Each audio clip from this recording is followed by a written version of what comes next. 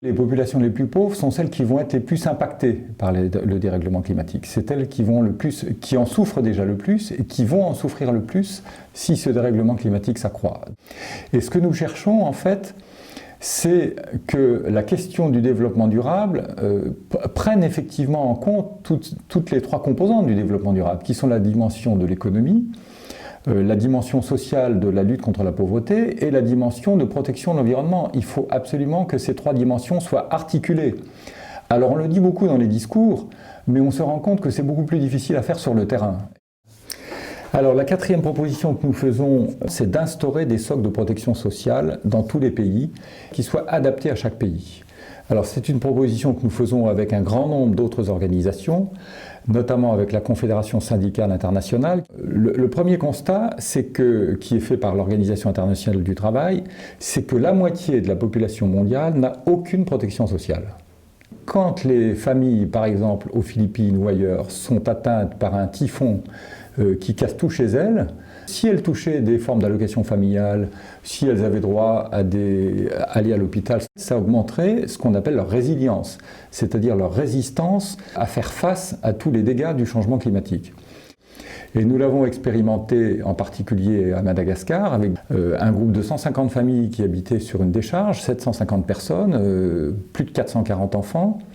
Très menacés d'abord par l'environnement. Être sur une décharge, vous êtes dans la pollution, vous êtes à côté d'un cours d'eau qui lui-même est pollué par la décharge. Lorsqu'il y a des inondations, vous êtes atteint par les inondations, comme ça s'est passé encore pendant 2 mois tout récemment, pendant la saison des pluies.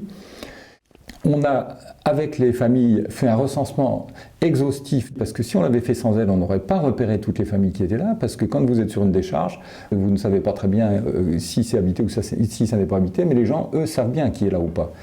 Et ensuite, nous avons passé un accord avec l'UNICEF, qui a financé le projet pour verser ce qu'on pourrait appeler des allocations familiales à toutes les familles, par le bureau de la Poste le plus proche. Parce que c'était important pour nous de montrer que c'était des organismes publics qui se mettaient dans ce projet. Le malheur est que ça n'a pu exister que pendant 2 ans, puisque le financement s'est arrêté après, mais les effets ont été extrêmement positifs, puisque en 2 ans, on a vu un doublement du taux de scolarisation des enfants, qui est passé de 30 à 60%, un doublement du taux de consultation des médecins, à peu près dans les mêmes proportions. On avait mis en place des assistantes sociales pour que chacun puisse avoir des papiers d'identité, être déclaré à la commune.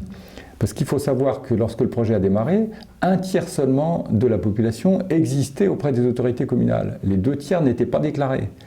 Ils ont investi eux-mêmes pour améliorer leur habitat, pour acheter des poules, des cochons, des canards, qui leur permettaient d'avoir des ressources supplémentaires en plus de la récupération qu'ils faisaient sur la décharge. Et que ça a augmenté considérablement leur possibilité de résistance au dérèglement climatique, aussi leur chance de promotion et de promotion de leurs enfants.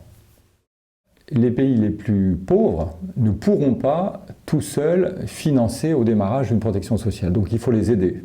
Il faut que les institutions internationales, comme la Banque mondiale, comme les grands organismes tels que le Programme des Nations Unies pour le développement ou d'autres, et que l'aide au développement des différents pays riches viennent abonder des fonds pour la protection sociale dans ces pays les plus pauvres. Mais ça ne peut être que temporaire. Et qu'en même temps, les pays s'organisent pour mieux collecter l'impôt dans leur rang. Mais c'est évidemment un gros travail politique, un gros travail administratif aussi, à mettre en place pour qu'ils puissent trouver leur propre autonomie fiscale pour financer leur propre système de protection sociale adapté aux coutumes et aux formes de solidarité de leur pays.